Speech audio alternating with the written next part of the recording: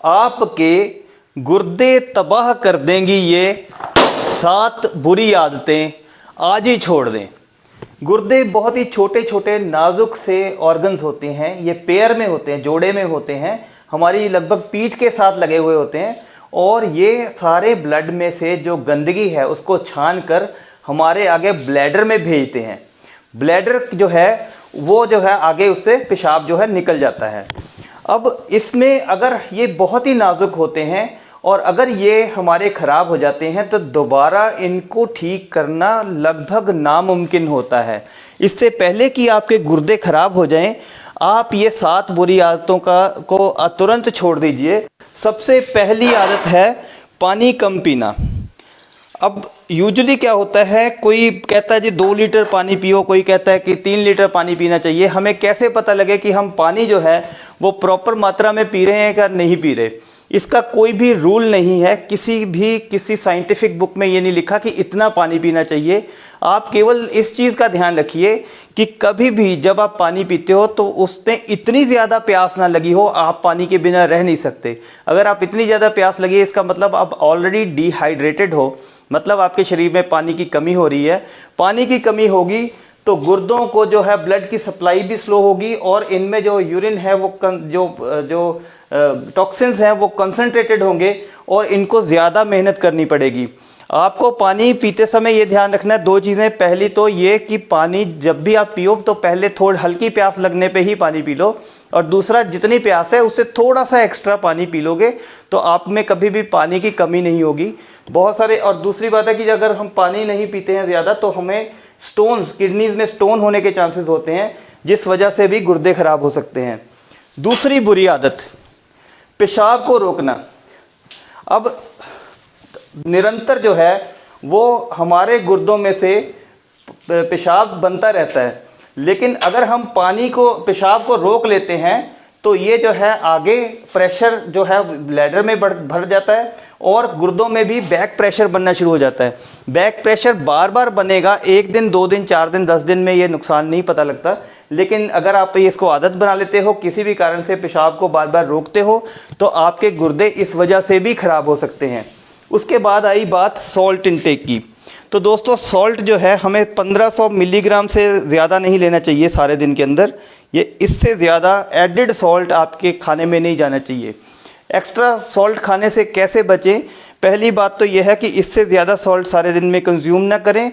अगर आपको blood pressure है तो इससे भी आधा सॉल्ट, इतना सॉल्ट आपको सारे दिन में कंज्यूम करना चाहिए।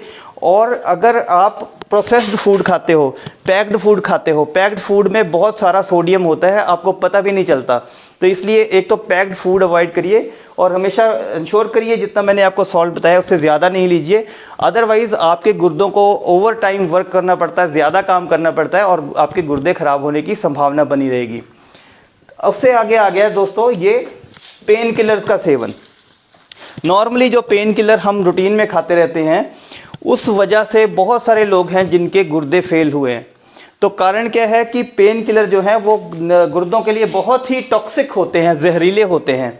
और अगर आप कम मात्रा में भी पेन किलर लंबे टाइम तक खाते रहेंगे, इनमें ज़्यादा पेन किलर जो नसेड्स होते हैं, non steroidal anti inflammatory drug जिसको बोलते हैं, उसमें जैसे आइबुप्रोफेन आपने नाम सुना होगा, डिक्लोफेनिक सोडियम नाम सुना होगा, सिक्लोफेनिक सोडियम नाम सुना होगा, फिर आप जो है आपने निमोसलाइड सुना होगा। ये सारे जो पेन किलर हैं इनको बहुत ही ज़रूरत पड़ने पे ही आप यूज़ करिए, रेगुलर यूज़ ना करिए, अदरवाइज़ आपके गुर्दों को ये धीरे धीरे ख़त्म कर देंगे। उसके बाद हम एक बहुत बड़ी, अब ये बहुत बड़ी, मैं 3 और गलतियां बता रहा हूँ। सबसे बड़ी बात है आप अपनी डायबिटीज़ को, शुगर को प्रॉपरली मैनेज नहीं करते हैं। होता क्या है कि जब बंदे को डायबिटीज़ होती है तो वो शुगर अपनी जो है रेगुलर टेस्ट नहीं कराता और सोचता है कि मेरे को शुगर जो है ही नहीं। तो इसी डिनाइल मोड में इस चीज़ को बंदा मन में सोचता नहीं है, तो इस वजह से जो है शुगर लगातार बनी रहती है। और 3 साल 4 साल के बाद जब तक आपको समझ आती है कि शुगर की बीमारी जो है उसको कंट्रोल करना चाहिए था, तब तक क्या होता है कि बहुत देर हो चुकी होती है, हमारे गुर्दों पे उसका असर आना शुरू हो जाता है। बाद में क्या होता है 3 4 5 साल आपको डायबिटीज़ हो गए हैं, उसके बाद आप शुगर की दवाई शुरू करते हो, तब तक शुगर की वजह से गुर्दे डैमेज होने शुरू हो जाते हैं। आपको ये लगता है कि मैंने डायबिटीज़ की दवाई जब से शुरू की है तब से मेरे गुर्दों पे असर आ गया। मैंने अक्सर ये लोग बोलते सुने हैं कि हमारी शुगर की दवाई का साइड इफ़ेक्ट हो गया, उससे हमारे गुर्दों पे असर आ गया। अब छठा दोस्तों है हाइपरटेंशन। ब्लड प्रेशर को हम प्रॉपर्ली मैनेज ना करें। ब्लड प्रेशर हमारा हमेशा, अभी जो लेटेस्ट WHO की गाइडलाइंस हैं उसके हिसाब से अगर 130/80 से ऊपर आपका ब्लड प्रेशर रहता है तो आप ब्लड प्रेशर के मरीज़ हैं। लेकिन हाँ, ये भी बताया जाता है कि 140/90 तक जब तक ब्लड प्रेशर नहीं जाता तब तक आपको किसी दवाई की ज़रूरत नहीं है। लेकिन 130/80 से 140/90 के बीच में आपको अपनी जीवन शैली में परिवर्तन करना चाहिए, जिससे ब्लड प्रेशर नॉर्मल रहे। ब्लड प्रेशर हाई रहना गुर्दे फेल होने का एक बहुत ही मुख्य कारण है। स्पेशली जिनको यंग एज में ब्लड प्रेशर हाई रहता है उनकी बहुत ही जल्दी जो है वो किडनीज डैमेज हो जाती हैं।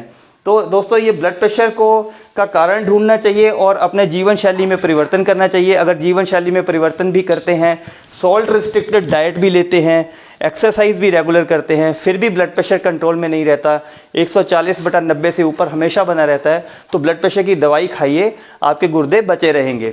और सातवां दोस्तों ये है कि हम जब किडनी में स्टोन्स हो जाते हैं तो स्टोन जो है वो स्टोन की वजह से क्या होता है कि ये हाइड्रोनेफ्रोसिस हो जाता है। हाइड्रोनेफ्रोसिस मीन्स यहाँ पे जैसे स्टोन फंस गया, उसने रुकावट कर दी और प्रेशर पीछे बनना शुरू हो गया।